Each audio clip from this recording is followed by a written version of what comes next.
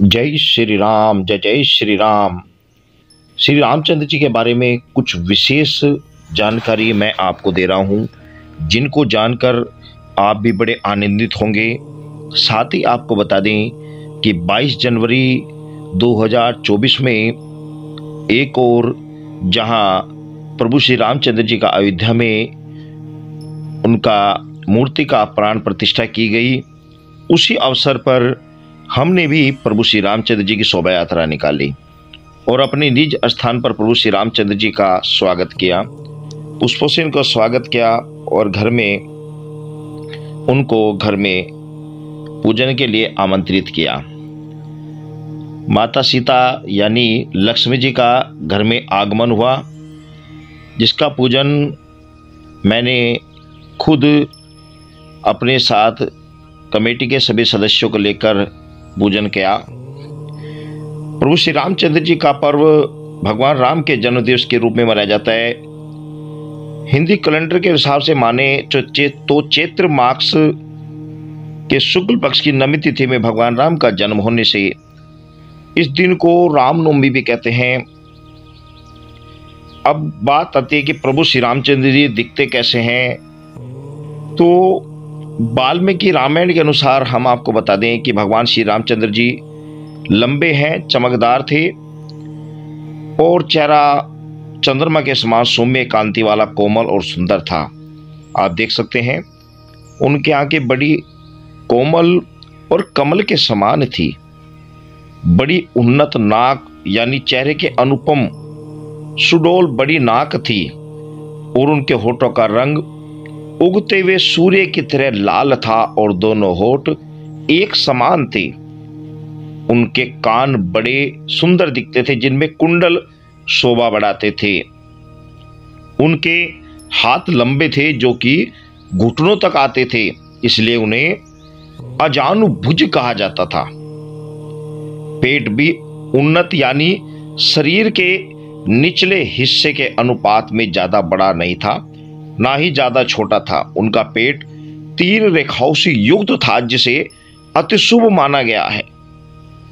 प्रभु श्री राम के पैरों की लंबाई शरीर के ऊपरी हिस्से के समानुसार सनुपात में बिल्कुल एकदम सुडौल और बिल्कुल सही थी।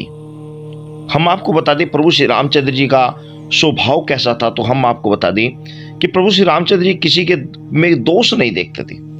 वे सदा शांत थे और सांत्वना पूर्वक मीठे वचन बोलते थे। उनसे कोई कठोर वचन भी बोलता तो श्री राम उस बात का जवाब नहीं देते थे। कभी कोई एक बार भी उपकार कर दे तो एक उपकार से सदा संतुष्ट रहते थे, मन को वश में रखते थे। श्री रामचंद्र जी किसी के सैकड़ों अपराधों को भी याद नहीं रखते थे। झूठी बातें उनके मुख से कभी निकलती ही नहीं थी। वो वृद्ध लोगों का सम्मान करते थे और प्रजा के प्रति उनके प्रति प्रजा का अनुराग था। श्री रामचंद्र जी दयालु, क्रोध को जीतने वाले और ब्राह्मणों की पूजा किया करते थे। दुखी लोगों के प्रति सदैव दया का भाव रखते थे। प्रभु श्री रामचंद्र जी में बहुत सारे गुण थे। भूमंडल में उनके समान कोई भी विद्वान, दयावान और शांतिवान, धर्मनिष्ठ कोई नहीं था। वे विद्वान, बुद्धिमान थे और सदा निरोगी रहते थे। श्री रामचंद्र जी हमेशा युवा ही रहे। वे अच्छा वक्ता भी थे। श्री रामचंद्र जी देश काल के तत्व को समझने वाले थे और उनके साथ साथ संपूर्ण विद्याओं के विद्वान भी थे। वे वेदों के ज्ञाता, शास्त्र विद्याओं में अपने पिता से भी आगे थे। उनकी स्मरण शक्ति अद्भुत थी। समय समय पर होने वाले उनका क्रोध या हर्ष कभी निष्फल नहीं होता था। उसके पीछे कोई ना कोई कारण अवश्य होता था। वो वस्तु के त्याग और संग्रह को भली बात ही जानते थे। शस्त्र, अस्त्र इत्यादि के अभ्यास में भी वे समय देते थे और अपने ज्ञान, उत्तम चरित्र और महात्माओं के साथ समय बिताने की भी कोशिश किया करते थे। ज्ञानियों से भी कुछ जब भी समय मिलता उनसे ज्ञान सीखा करते थे और सदा मीठी ही वाणी बोला करते थे। दूसरों से बात करते समय जो अच्छी बात होती थी उसे बोलते थे ताकि सामने वाले को अच्छा लगे, और जिस बात को विश्वास दिलाना है उस बात को दूसरा व्यक्ति विश्वास कर ले। श्री रामचंद्र जी पराक्रमी होने के बाद खुद की शक्तियों पर कभी घमंड नहीं करते थे।